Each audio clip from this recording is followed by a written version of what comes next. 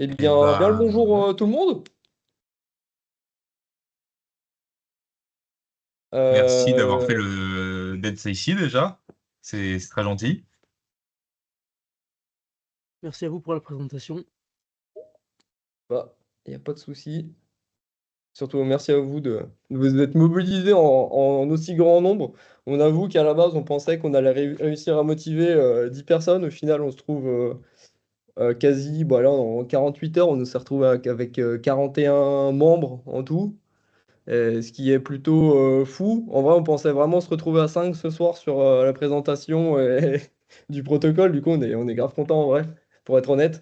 Et du coup, Très ça bonne nous a mis surprise. un petit coup de pression auquel on s'attendait pas. Du coup, voilà. Euh, du coup, voilà, c'est notre toute première présentation dans le contexte de notre asso. Donc voilà. Faut nous pardonner si on fait des choses qui sont pas cool et n'hésitez pas à nous faire des retours si vous voyez des trucs à améliorer ou des trucs auxquels vous voudriez participer. Carrément, voilà. Donc, je commence, Flo, c'est bon? Bon, on rentre directement dans Dans la le vif? présentation. Allez. Du coup, l'association pour l'étude du vivant, elle a été créée en début d'année avec Flo. On a eu l'idée à un moment où on se rendait compte on commençait un peu à ramer professionnellement, on avait un peu du mal à avoir accédé à des projets qui pouvaient nous apporter de l'expérience professionnelle et des compétences. Et on s'est rendu compte que dans notre petit groupe de potes, avec Ulysse, Lisa, et puis encore d'autres potes qui sont pas là, on s'est rendu compte qu'on avait quand même un peu on avait tous des bonnes compétences et des connaissances naturalistes de manière générale. Par exemple, il y en a qui étaient très bons ou très fortes en herpétologie. Il y en avait qui étaient très bons en termes de grande faune, d'autres en mycologie. Enfin bref, on était tous assez bons dans certains taxons. Et on s'est rendu compte et on s'est dit, mais pourquoi est-ce qu'on ne se créerait pas une structure où on pourrait partager nos connaissances entre nous et nos compétences? Comme ça, on pourrait mutualiser tout ça et pouvoir monter en compétences tous ensemble. Et dans l'idée, on voulait allier théorie et pratique, et donc pourquoi pas monter des projets qui nous motivent pour enfin avoir cette expérience professionnelle qui nous manque tant et qui est tant recherchée dans tant de postes. Dans notre monde, je pense que tout le monde connaît assez bien cette petite sensation de frustration où on n'a jamais assez d'expérience et jamais assez de connaissances. Il faut être expert dans 18 accents différents. Donc voilà, c'est un peu dans cette idée-là de notre raison d'être et du qui sommes-nous. Donc on n'est vraiment pas vieux, on date du mois de mars, on a créé l'asso au mois de mars. Et donc jusqu'à maintenant, on faisait un peu tout ça dans les backstage à 5 où on a créé le site, on a créé une équipe de communication. Puis il faut faire tous les papiers, etc., etc. Donc ça a pris pas mal de temps et aussi on a lancé deux projets. Donc celui de ce soir, c'est le projet pour la recolonisation de la loutre. Donc on va faire ça on vous en parlera après. Donc les actions qu'on met en place, bah, c'est les projets là, comme je vous ai dit, mais aussi on va faire des capsules pédagogiques qui vont permettre bah, justement de partager nos connaissances et nos compétences à chacun et à chacune. Donc, par exemple, là, j'aimerais bien mettre en place des cours théoriques en mycologie et des cours terrain et des cours de terrain. Euh, voilà, ce serait un peu l'idée. Donc les zones d'action, donc pour le moment, on est basé entre la Haute-Savoie et la Savoie. Mais vous allez voir que là, pour le projet Loutre, c'est possible qu'on déborde un peu. Même, on va peut-être faire du transfrontalier avec la Suisse. Donc on va peut-être aussi bosser dans l'Ain. Il y a Flo, justement, il a déjà fait des prospections et il a quelques mailles qui vont se retrouver à cheval entre l'Ain et la Savoie. Et moi, je vais avoir des mailles, enfin en tout cas, j'ai déjà des mailles qui se chevauchent entre la Suisse et la France. Et potentiellement aussi en Isère pour ceux qui feront des prospections en Savoie. Donc pour le moment, on s'arrête à ça. Mais après, si vous habitez ailleurs et que vous êtes motivé de créer d'autres antennes AEV ailleurs en France, vous êtes carrément les bienvenus si vous êtes chaud et motivé. Clairement, On est open à tout. Donc, c'est pour ça que comment s'investir, vous pouvez vous investir à tous les niveaux.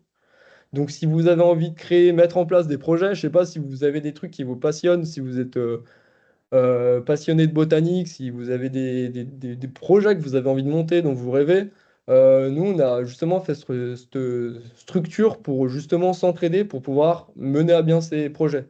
Et du coup, plus on est nombreux, plus on aura de chances d'aboutir à des trucs plutôt concrets et plutôt cool. Donc, si vraiment là, vous avez des idées, bah, vous n'hésitez pas à envoyer des messages, soit à Flo, soit à moi, soit à Ulysse Barouin ou à Lisa Moinet pour si vous êtes motivé, quoi. Et pour adhérer, ouais, vous n'êtes pas obligé. Il y a Enio qui m'avait posé la question. Donc, vous n'êtes pas obligé d'adhérer. Déjà, donner de votre temps, c'est déjà assez ouf sur le projet Loutre. Mais si vous adhérez, ça va vous ouvrir des portes sur plusieurs choses. Déjà, pour nous, ça nous permet déjà d'avoir un peu des fonds pour justement s'acheter du matériel. Et justement, en parlant de matériel, ce matériel, on aimerait bien pouvoir, par exemple, sur le projet de la Loutre, là, vous allez voir, on peut avoir besoin de matos. Donc nous, on aimerait bien avoir des fonds justement pour pouvoir investir dans nos projets, pour justement, par exemple, acheter des caméras pièges pour faire des suivis de certaines espèces et pouvoir les prêter justement aux adhérents. Et c'est là où il y a une diff entre bénévoles et adhérents. Vous avez accès à du matériel quand on en aura acheté. Vous aurez des conférences gratuites si vous êtes adhérent, sinon ça risque d'être payant pour les bénévoles. Voilà, et puis on va faire des sorties entre adhérents, etc., etc. Mais sinon, globalement, si vous avez juste envie de faire juste envie de faire comment dire, des prospections, bah, et que vous n'avez pas envie d'adhérer, franchement, vous faites comme vous voulez, il n'y a aucune pression, vous faites comme vous voulez. Mais voilà, ça vous donnera juste plus d'opportunités et de chances aussi, vous aurez accès à un réseau peut-être un peu plus large. Donc voilà. Est-ce que vous avez des questions? Vous n'hésitez pas à me couper, je parle beaucoup. Désolé. Il n'y a pas de problème. Ok, t'as des trucs à ajouter, Flo? Peut-être que j'aurais oublié. Non, à la limite de dire que les cours qu'on va essayer de créer, Ouais. donc Kylian sur la mycologie, donc les capsules pédagogiques, normalement elles seront accessibles bah, sur le site gratuitement sans avoir besoin d'adhérer. Donc ce serait plus le cours théorique. Mais par contre, ce serait, comme a dit Kylian, si on va sur le terrain pour mettre en application le cours, là ça pourrait être un des avantages des adhérents. Si vous avez envie d'approfondir les connaissances sur le terrain avec la personne qui a fait le cours ou pas. Mais sinon, sinon tout sera mis sur le site. Merci. Donc voilà, qui sommes-nous et pourquoi on est là. Donc l'idée, c'est de mutualiser et de s'entraider pour pouvoir monter en compétences ensemble, concrètement. On passe à la présentation sur la loot, Flo? Ouais, bah on passe au projet. Allez. Bah du coup, comme vous l'aurez compris, là, on rentre sur le projet Loutre. Voilà, c'est le sommaire un peu scolaire, mais on va passer rapidement sur une petite présentation de l'espèce parce qu'il y en a sûrement qui connaissent pas très bien l'espèce, et c'est normal, on n'en entend pas beaucoup parler. Et ensuite, on rentrera sur ce qui va sûrement vous intéresser, donc le protocole pour justement faire les prospections et surtout comment rejoindre le projet avec le choix des mailles et l'application du protocole. Donc pour la présentation de l'espèce, donc on est sur une espèce qui a quasiment frôlé l'extinction en France. Elle a survécu grâce à des zones sanctuaires qu'on retrouve un peu dans le centre sud de la France. Et tout l'intérêt justement de notre projet, c'est qu'on suit la recolonisation de cette espèce qui depuis 30-40 ans remonte les cours d'eau et comme on le voit arrive carrément à retourner en Bretagne.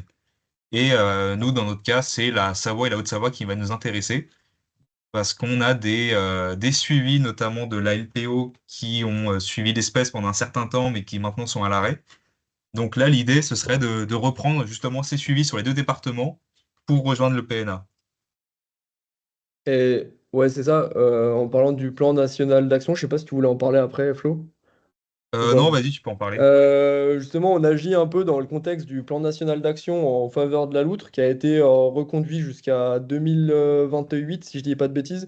Donc en gros, nous, à la base, en créant l'asso, on est rentré en contact avec la LPO et la SFEPM pour pouvoir savoir s'il y avait déjà des groupes loutres qui étaient mis en place pour pouvoir faire du suivi. Donc nous, à la base, on voulait juste intégrer un projet pour pouvoir les aider. Mais du coup, on s'est rendu compte qu'il y avait aucun groupe qui avait été créé. Donc c'est là où on a pris l'initiative de le faire justement en collaboration avec la SEFPM et la LPO qui nous ont un petit peu aiguillés sur les choses à faire, mais concrètement, il y avait peu ou pas de choses qui étaient mises en place au niveau de la loutre. En tout cas, il n'y avait pas de groupe de bénévoles très motivés en Haute-Savoie ou en Savoie, ce qui est expliqué par le fait qu'il y avait très peu de probabilité de voir la loutre dans ces deux départements, ce qui n'est pas si vrai parce qu'elle est quand même de plus en plus présente.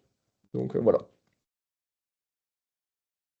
Voilà, donc là vous avez la droite, c'est la carte de répartition de la loutre en Savoie et Haute-Savoie, donc ça a un peu évolué, mais on remarque qu'on va avoir des zones d'action de prédilection, notamment sur le Rhône qui longe toute la Savoie et certaines vallées de la Haute-Savoie.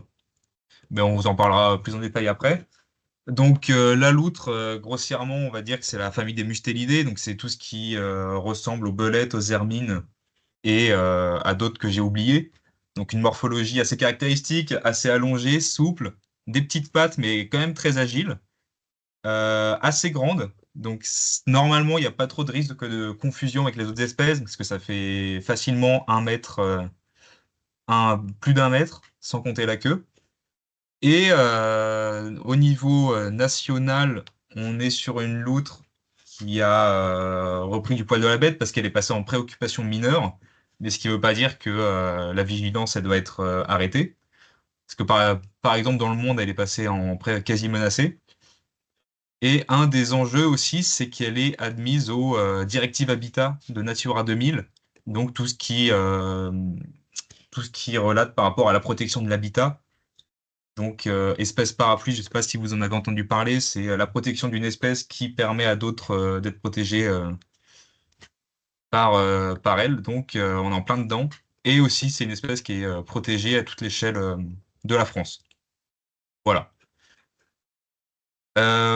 Grossièrement aussi, pour sa biologie, on va être sur un apex predator.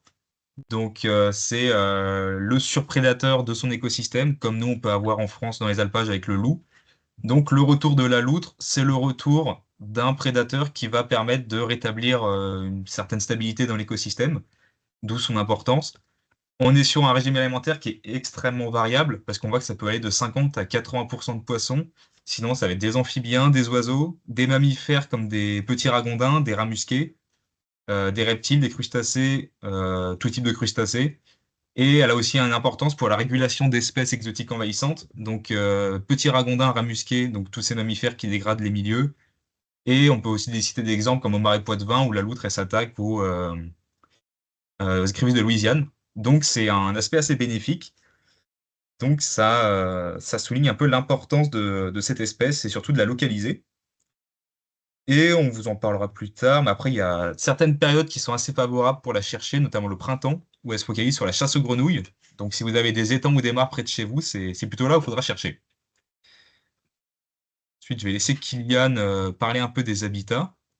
Ouais, alors nous en tout cas, là vu qu'on parle de la Savoie et de la Haute-Savoie, on va avoir plutôt des habitats par exemple les bocages humides, donc globalement dans les petits ruisseaux, grands étangs et tout ce qui est grandes rivières de plaine, les chenaux et les bras morts. Mais aussi les zones d'inondation ou les canaux. En fait, vous allez voir après, mais dans tout ce qui est zone un peu anthropisée, on a plus de facilité à trouver les épreintes parce qu'elles sont plus visibles sur des zones bétonnées. Et donc, on les trouve plus facilement si elles ont été de passage. Après, est-ce que généralement, elles vont moins bien s'installer sur ce genre de zone? Mais en tout cas, pour avoir des indices de présence, c'est quand même plutôt cool d'aller dans les zones, justement, dans les canaux, etc. Après, on a les plateaux d'altitude. Donc, elles vont pas monter non plus super haut. Pour le moment, en tout cas, elles sont pas super haut en altitude. Donc là, on va avoir les zones de gorges rocheuses, les retenues artificielles. Et sinon, en montagne, on va avoir les petits cours d'eau, torrents, ruisseaux, lacs d'altitude et les tourbières. Donc jusqu'ici, voilà, rien de très complexe. Et voilà. Et après, elles vont avoir plusieurs sites de repos qui permettent aussi d'identifier leur présence. Donc, on va avoir les couches. Généralement, c'est des lieux de repos dans les zones où on a quand même une grosse densité de végétation. Donc là, on va avoir pas mal de plantes qui vont être couchées au sol, etc. Donc, mais pas facile non plus à identifier ou à différencier avec d'autres espèces pour le coup, si on trouve que la couche avec l'herbe, etc. Ça, j'avoue, c'est pas le plus simple.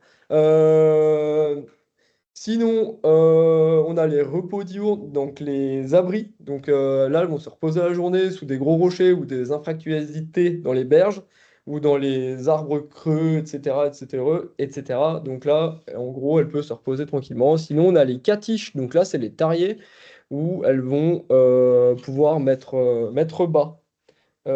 Sachant qu'on l'a pas dit, mais la loutre, elle peut faire des petits toute l'année. Elle n'a pas de période spécifique de repro, même si on a constaté que, il y avait quand même un lien entre accessibilité alimentaire, etc., et le lien avec plus de loutrons, etc. Donc, comme dit Flo, on a plus de chances d'en voir en printemps, etc.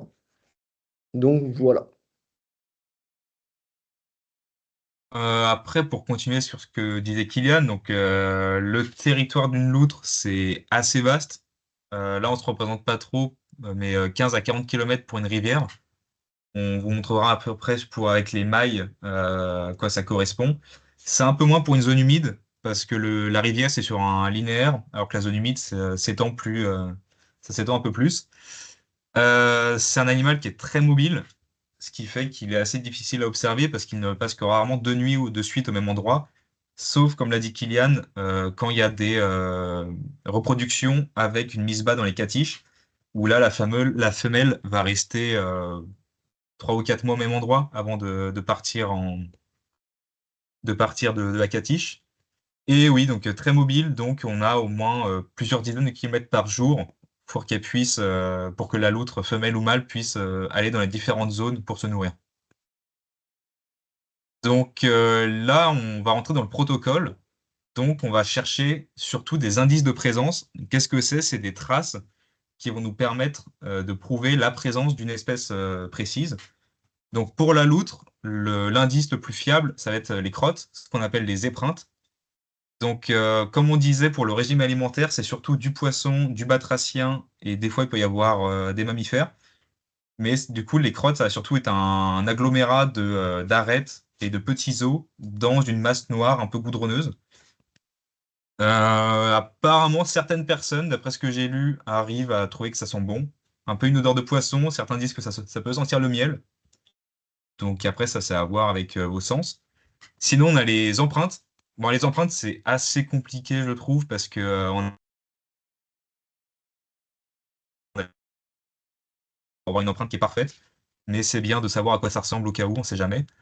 Et autre indice, par exemple, là, vous avez un amphibien, un crapaud. Donc ça, c'est plutôt aux périodes du printemps, à la chasse à la grenouille, où la loutre va venir dans les étangs pour se nourrir d'amphibiens. Et on a un crapaud qui a une peau assez toxique. Donc la loutre, en fait, va l'éplucher pour se délecter de la chair sans s'intoxiquer. Donc on va avoir, enfin, à ma connaissance, je crois qu'il n'y a que la loutre qui fait ça. Donc c'est un bon indice de présence.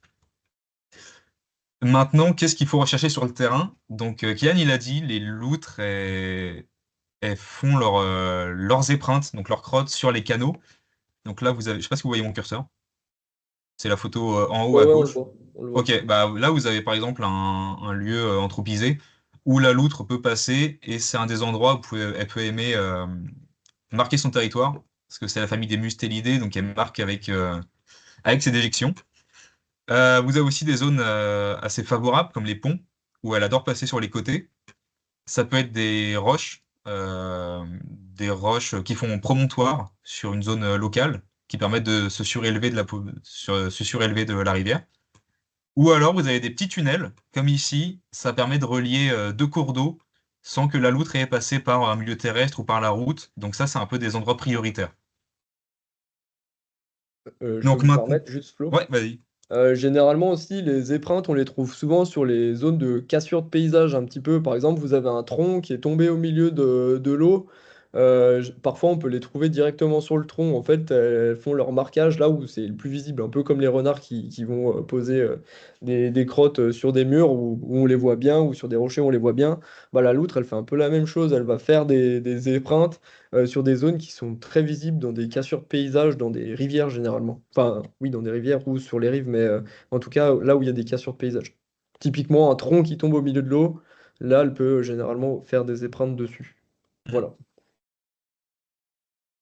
Donc là, typiquement, nous, on a repris le protocole de l'UICN pour détecter ces indices de présence. Donc ça correspond à quoi? On va avoir sur le département de la Savoie et de la Haute-Savoie un maillage de 10 km par 10 km, donc ça va être des carrés, pour se répartir les zones. Donc sur chaque maille que vous allez choisir, il va falloir placer des points de prospection. Donc par exemple, sur la photo de gauche, c'est la maille 42 de Savoie. On va avoir des points orange qui vont représenter les points de prospection. Donc ça va être des points à mettre sur les endroits propices ou points stratégiques comme eux ils l'appellent pour rechercher ces loups. Ça peut être des ponts, les ouvrages d'eau comme vous a dit, des confluences. Là, vous voyez qu'on a une séparation du Rhône en deux. Ça, c'est un endroit qui peut être assez utile à prospecter. Un point de prospection, qu'est-ce que c'est? C'est vous allez mettre votre point et vous allez prospecter la rive 300 mètres en amont, 300 mètres en aval. Et si possible, faire pareil sur la rive d'en face. Je vais vous mettre un exemple, ça va être plus parlant. Là, imaginons que vous êtes dans ce cas de figure où votre point de prospection, il a une confluence. Donc, imaginez que là, c'est le Rhône avec un bras mort qui se décharge ici. Vous allez faire 300 mètres de ce côté, enfin de tous les côtés possibles. Et vous allez noter tous les indices de présence que vous allez voir sur ces berges. Dans le cas où la rive d'en face n'est pas accessible, donc on va dire ici, c'est pas 300 mètres de chaque côté, ça va être 600 mètres de chaque côté pour essayer de pallier les prospections qu'on va pas pouvoir faire en face. Parce que notamment pour ceux qui ont des mailles avec le Rhône, c'est une grosse rivière qui est pas toujours évident à passer, surtout si vous n'avez pas des waders ou s'il n'y a pas de pont. Donc c'est pas grave, on s'adapte au terrain, on fait comme on peut. Au niveau de la périodicité, pour faire les points de prospection, le mieux, c'est de faire au moins 2 passages par an et par point à 2 périodes différentes de l'année. Si vous voulez faire plus, évidemment, vous pouvez faire plus. Justement, ça nous fait plus de données. Ça sera plus représentatif du milieu.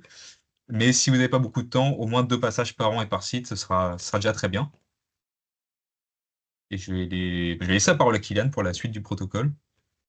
Sauf si tu avais quelque chose à Euh, rajouter. non, non, là, je crois pas. Non, non, c'est ok. Ouais, donc, comme disait Flo, vous allez avoir besoin d'un peu de matériel. Enfin, ou si vous en avez pas, nous, avec Flo, au départ, on avait commencé à faire des prospections sans matos, mais les waders, c'est quand même très conseillé, ou des bonnes bottes. Mais en tout cas, ou sinon, vous y allez en short de bain, quoi. Mais l'idée, c'est que parfois, il faut traverser les rivières. En tout cas, ça rend les choses beaucoup plus pratiques. La première fois, on avait fait une prospection avec Flo. Bon, on n'avait pas de waders, du coup, on prenait beaucoup de temps à faire le tour des rivières, etc., etc. Enfin, voilà. En tout cas, pour les périodes favorables, pour la période favorable quand vous allez faire les prospections, il faudra privilégier les périodes de mi-septembre à mai et éviter les périodes estivales parce que toutes les prospections estivales qui seront négatives, donc de juin à septembre, c'est pas très significatif. Sachant que vous allez aussi devoir noter si c'est des données négatives. Les données négatives, c'est tout aussi important que les données positives pour savoir comment elle évolue. Est-ce qu'elle va sur certains sites? Est-ce qu'il y a des... vous pourrez noter aussi s'il y a en commentaire sur les fiches terrain si vous allez avoir des, euh, des ouvrages, peut-être un barrage par exemple qui peut bloquer le passage d'une loutre, ça à noter pour que nous on puisse faire remonter les infos derrière pour peut-être qu'un jour, qui sait, on fasse bouger les choses pour que les loutres puissent se déplacer encore mieux qu'elles le font maintenant. Donc voilà, période favorable de mi-septembre à mai. Évitez de prospecter juste après une période de forte pluie, évidemment parce que ça va effacer toutes les traces. Donc là, vous allez rien trouver. Ou si vous trouvez, c'est que vous avez un peu de chance. Après une chute de neige, il faut attendre quelques jours pour pouvoir prospecter. Mais en tout cas, là, vous aurez. J'ai déjà vu pas mal de données qui avaient été faites sur justement de la neige, où on avait des empreintes de loutre qui étaient très visibles. D'ailleurs, on l'a pas dit, bon, enfin, on le verra après, mais en tout cas, leurs pattes sont palmées, donc on le voit assez bien. Mais on va en reparler après ça. Donc par contre, ce qu'il faut noter sur le terrain, c'est au minimum la date, le nom du cours d'eau sur lequel vous êtes, les coordonnées GPS. Donc je pense que tout le monde sait le faire sur son téléphone, prendre des coordonnées GPS euh, et de donner la nature des résultats. Donc est-ce que c'est positif, est-ce que c'est négatif? Si c'est positif, dans ce cas-là, il faudra prendre une photo. Euh, donc là, faut prendre une pièce de 1 ou 2 euros, un briquet ou idéalement une règle, c'est le mieux. Et donc comme ça, ça nous permet de faire remonter les infos avec les photos. Comme ça, on a toutes les preuves. Donc vraiment, les photos, c'est impératif parce que sinon, nos données, elles vont pas être utilisables. Et donc, c'est le plus utile. Voilà. Voilà, juste pour ajouter que Ouais, à tout moment, il y a une fiche de terrain que Kylian a faite et qui est disponible sur le site, qui rappelle à peu près le protocole et les informations essentielles à noter. ouais. Voilà. Et si vous vous rendez compte sur le terrain qu'il y a des choses qui manquent qu'il y a quelque chose qui ne va pas sur la fiche, vous n'hésitez pas à nous le dire pour que nous, on fasse les modifs directement sur les fiches pour pouvoir vous les redonner après.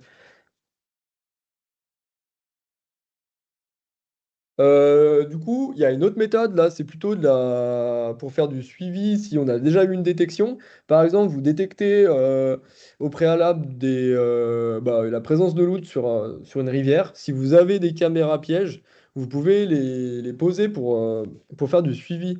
Donc là, ça permet de mieux comprendre la présence de la loutre à l'échelle locale. Donc, est-ce qu'elle est dans un territoire ou est-ce qu'elle est en déplacement? Pour aussi étudier la repro. Est-ce qu'elle est avec des petits? Est-ce qu'elle est sans petits? Et aussi pour comprendre les comportements et estimer la densité de population qu'on a dans ces zones-là. Parce que ça peut être super utile si vous voyez une épreinte quelque part, de pouvoir poser une caméra quelque part justement dans cette zone. Donc ça, je ne sais pas si vous avez déjà fait d'utiliser des caméras pièges. Donc si vous voulez avec Flo, on pourrait se prendre une journée si vous voulez pour aller sur le terrain pour vous montrer comment ça fonctionne pour ceux qui l'ont jamais fait. On peut s'organiser ça si ça vous intéresse. Vous nous redirez. Bon après ça prend un peu de temps, mais au moins c'est pas intrusif.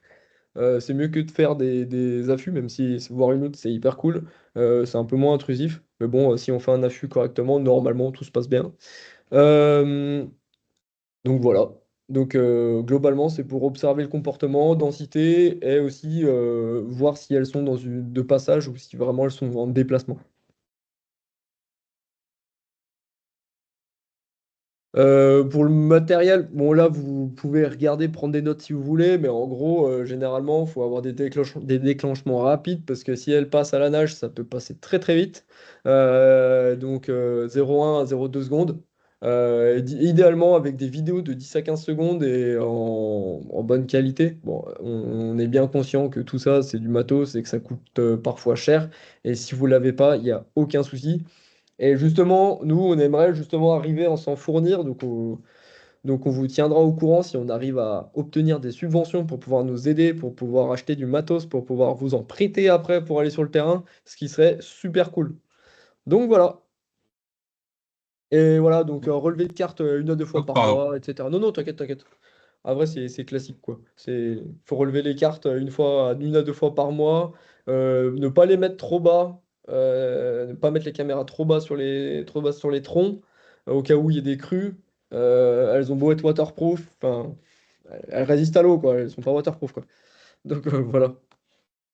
Ah oui, et juste, j'avais mis ça si vous téléchargez le diapo. C'est une chaîne YouTube qui fait du suivi de loutre et notamment au piège photo. Donc c'est juste pour info, voilà, ça donne de Ah, la force aux gens un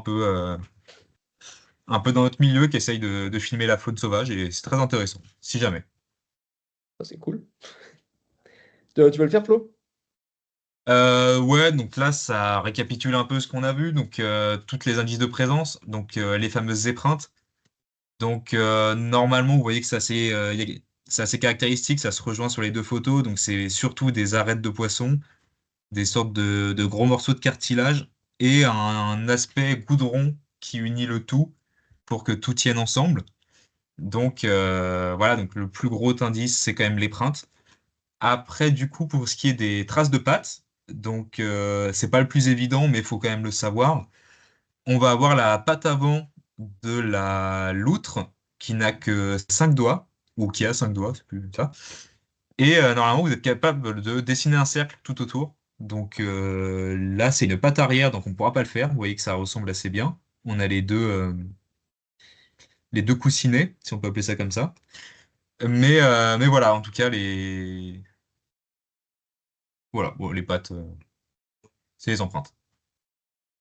Après, pour ce qui est des risques de confusion, parce qu'il y a plusieurs mammifères aquatiques qui vivent dans le milieu de la loutre. Donc on a le rat musqué. Normalement, l'empreinte du rat musqué, c'est pas trop un problème vu la différence de taille des pattes. Les crottes aussi, donc crottes des rats musqués et ragondins, normalement vous voyez qu'il y a pas trop de ressemblance avec celle de la loutre. Notamment aussi pour les traces de pattes, on va avoir des longs doigts pour les trois espèces qui sont là. Petite précision pour le castor, qui ne fait pas, qui fait l'objet aussi d'une attention particulière pour notre suivi, parce que les suivis de castor, c'est aussi intéressant à faire remonter. Donc, toute trace ou indice de présence peut nous être utile. Donc, soit les empreintes, soit les crottes, mais les crottes, d'après ce que j'ai lu, c'est assez compliqué à trouver. Moi, je n'en ai jamais trouvé en tout cas. Ce qui va surtout nous donner une idée de s'il est là ou non, c'est les arbres taillés en crayon. Donc c'est le castor qui va chercher du saule sur la ripisylve, qui va le couper et emporter son arbre ou pas, comme on le voit ici, et vraiment l'aspect de taille crayon qui est vraiment caractéristique. Voilà, je sais pas si tu avais quelque chose à rajouter, Kylian. Ouais, il y a juste en gros la patte arrière du castor qu'on pourrait peut-être confondre avec la patte de la loutre. Mais franchement, les empreintes de loutre, à part sur les berges de certaines rivières qui sont un peu sableuses, etc. En vrai, les empreintes, c'est jamais évident. Il suffit qu'il y ait une petite crue, une pluie, même une petite pluie, les empreintes, elles peuvent vite disparaître. Donc franchement, c'est pas évident, mais on peut en trouver des belles. Voilà. Tac. Ah bah voilà, les mailles. Voilà. Du coup, pour la Haute-Savoie, c'est moi qui vais m'occuper de si vous avez des problèmes, si vous avez des questions, etc. Vous pourrez venir vers moi si vous avez quoi que ce soit. Et j'essaierai de vous aider à trouver des solutions. Après, évidemment, vous pouvez passer direct par le groupe Loutre pour qu'on s'entraide entre nous. Si c'est des petites questions toutes simples, si vous êtes sur le terrain ou que vous avez vraiment besoin d'une réponse rapide, vous n'hésitez pas à m'appeler, moi, il n'y a pas de souci. Du coup, pour la Haute-Savoie, il y a deux zones particulièrement où il y a un peu une urgence, enfin une urgence, mais qui sont prioritaires par rapport aux autres. C'est du côté de Salanches, Passy et Chamonix, et Valorcine. Donc en gros, là-bas, c'est là où il y a une population de loutres qui est là de manière permanente et qui a des données tout le temps là-bas. Donc en gros, Salanches, Passy, donc la 46, 47, 49, la 16, 48. De toute façon, on l'a remis vous allez voir dans le Google. Dans le tableau Google Sheet, je vais y arriver. Et en gros, vous aurez toutes les mailles prioritaires. Mais en tout cas, nous, là, en Haute-Savoie, là où on a une grosse priorité, c'est vraiment sur le côté sud-est. En gros, Salange, Passy, Cham. Du côté de Cluse, j'ai vu qu'il y avait une donnée il n'y a pas longtemps du côté de Taninges. Donc la maille 56, mieux si en gros. Donc là, on se rend compte qu'en fait, la loutre, elle est en train de remonter tout doucement. Donc la 56, 57, 46, 47, 49. En gros, elle est en train de remonter depuis Chamonix, direction le lac Léman. Dans le Chablais aussi, on en a eu quelques-unes quelques-unes qui ont été repérées, mais ça n'a pas l'air d'être très concret. Mais en gros, la 26, 25 et la 24 et la 23, en gros, de ce côté-là, et côté Chapelle d'Abondance, donc 53. Donc là, on a pas mal de données, mais sans vraiment se rendre compte si c'est une situation où l'espèce elle est là de manière permanente ou non. Donc voilà. Et si jamais je connais assez bien le département, donc justement c'est pour ça que je suis euh, que je fais référent sur le sujet, donc sur le département. Donc voilà. Donc si vous avez des questions, je peux vous aider. Voilà, donc grossièrement, c'est la même chose pour la Savoie, où on a un peu plus de mailles que la Haute-Savoie, et malheureusement, on a un peu moins de loutres aussi, mais il faut pas se décourager. Donc nous, on va avoir des zones prioritaires un peu différentes, parce que la loutre, du coup, elle vient recoloniser la Savoie un peu direction sud et centre de la France, notamment par le Rhône. Donc là, vous avez les frontières des départements qui est marquée par le Rhône. Donc les zones prioritaires, ça va être le suivi de cette population de loutres qui va aller de la maille 42 jusqu'à la 46, avec aussi les passages pour le lac du Bourget, pour voir comment elle passe. On a quelques données en Chartreuse, c'est aussi à notifier. Et surtout, j'ai remarqué qu'on avait aussi beaucoup de données dans les Bauges. Notamment dans une petite vallée qu'on a dans la maille 5. Donc, euh, donc ça, c'est un peu nos zones prioritaires à nous. Donc après, tout ce qui est l'autre côté de la Savoie, pour l'instant, c'est pas forcément, ça vaut pas forcément le coup d'aller très loin, surtout si vous êtes basé à Chambéry, parce que le risque d'en voir une, il est, enfin le risque, c'est pas un risque, mais vous m'avez compris. La probabilité d'en voir une est assez nulle, donc autant rester sur les zones à nous, donc tout ça, le Rhône et les Bauges et les Chartreuses.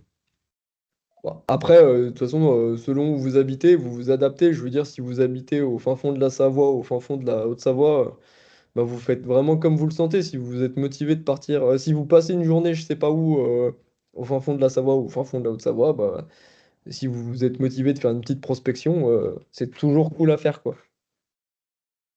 Ouais, ouais, bien sûr, vous infligez pas 2 heures de route dans une maille si c'est pas possible. Prenez le plus proche de chez vous.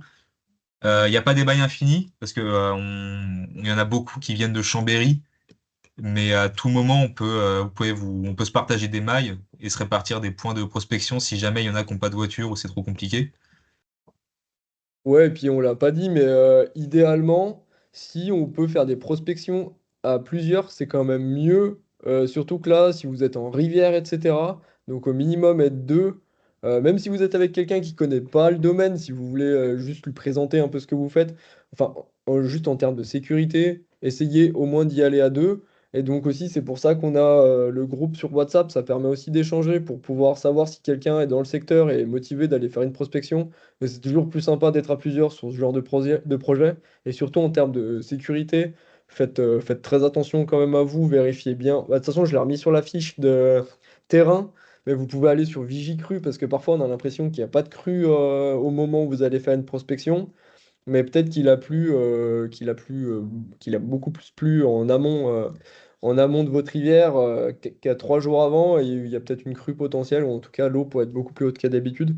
Donc en tout cas, soyez vigilants, essayez d'y aller à plusieurs. Donc c'est pour ça qu'on a le groupe. Si on peut se faire des petits groupes de bénévoles motivés, même sur certaines mailles, allons-y. Mais en tout cas, si vous choisissez une maille, c'est vous qui organisez la prospection et vous proposez aux autres de venir avec vous le jour J s'il y a des motivés, quoi.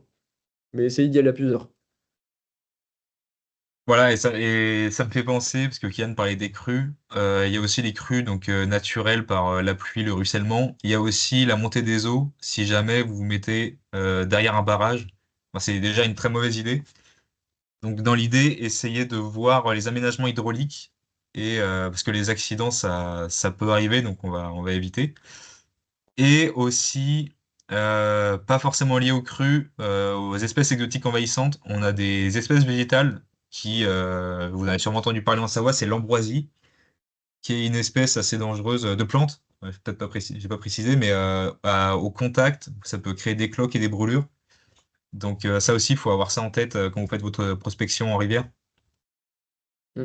Ouais, et si je peux ajouter un truc sur les espèces exotiques envahissantes, faites aussi gaffe, par exemple, Haute-Savoie, on en a d'autres, hein, on est un peu garni, c'est avec... Ah mince, j'ai bouffé le nom.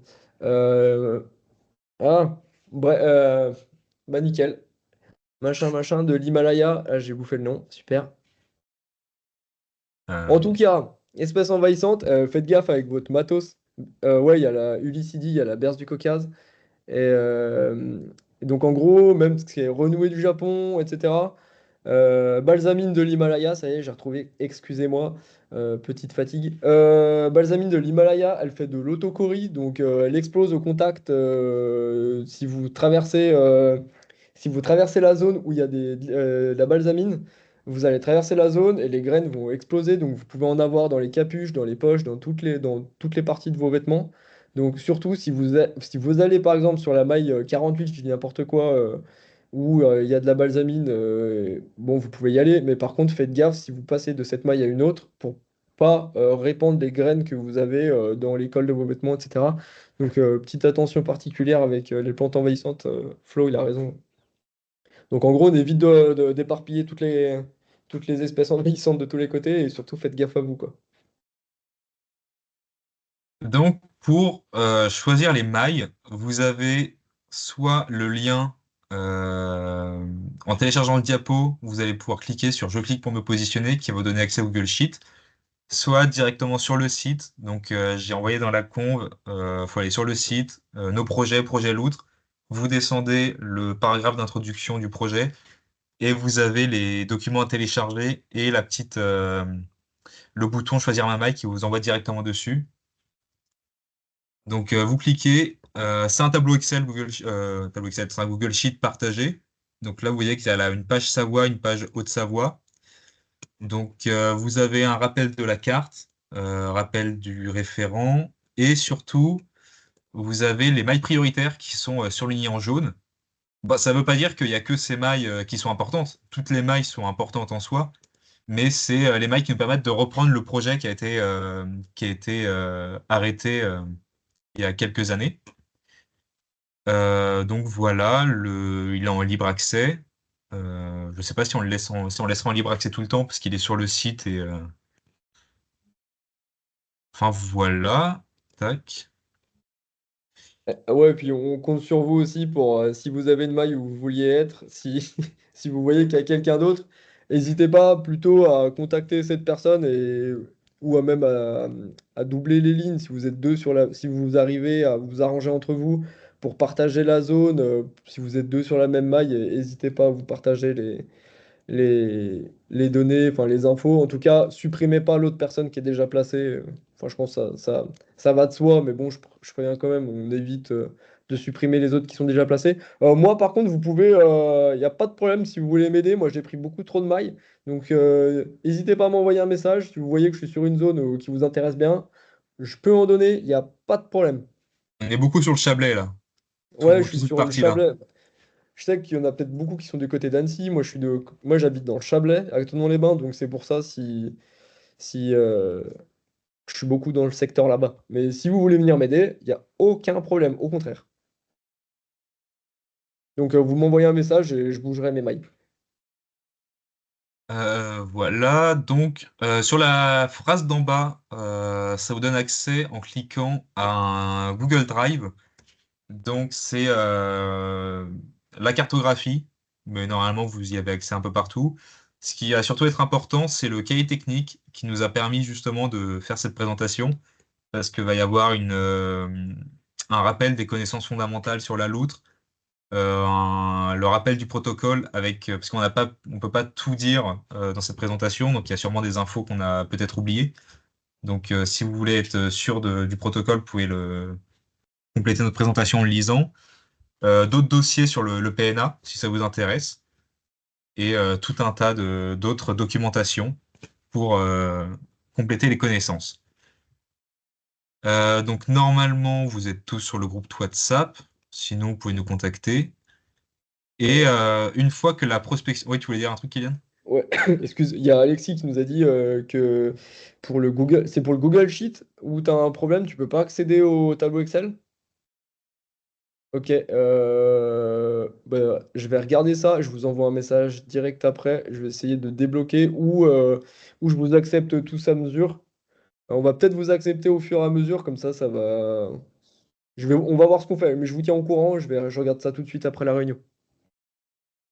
Ok. Et Ok, bon, bah, ben, ouais. il dit qu'il faut une autorisation. Mais en tout cas, on regarde ça tout de suite après avec Flo et on vous envoie un message direct.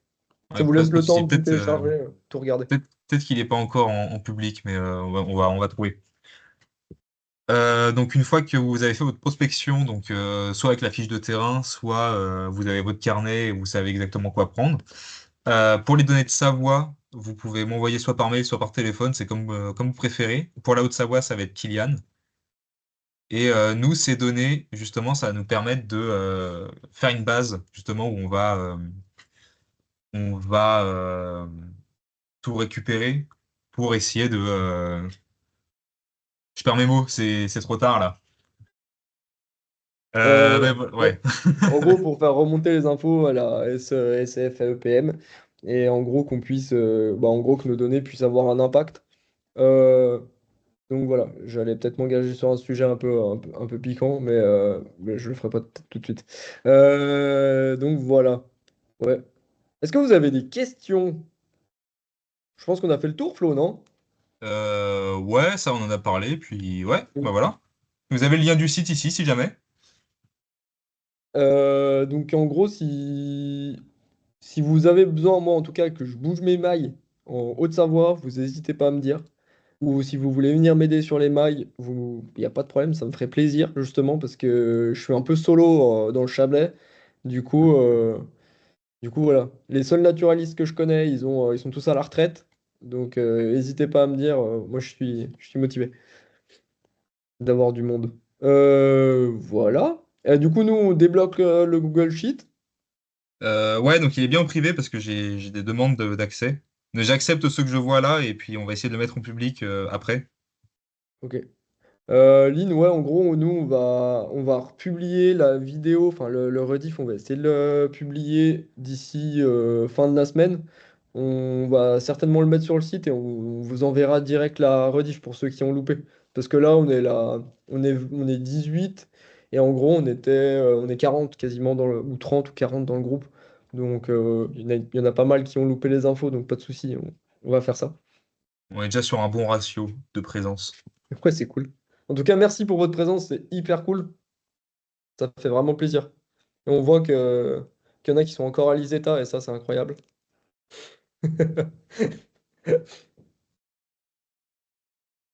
Il n'y a Ah pas bah, en tout cas, Olivier merci Rollet. pour Il n'y la a pas réunion. Olivier Rollet, ouais. C'était super intéressant de nous avoir présenté le projet et vos motivations. C'est super cool en tout cas. Merci pour tout.